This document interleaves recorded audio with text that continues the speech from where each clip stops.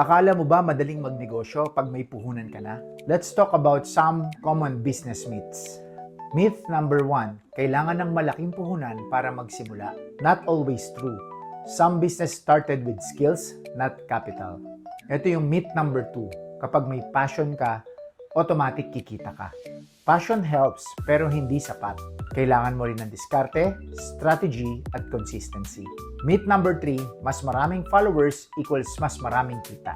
Hindi rin. It's not about quantity but conversion. Madami kang ang followers pero ang tanong, are they buying? And myth number 4, once may business ka na, may time freedom ka na. Nope.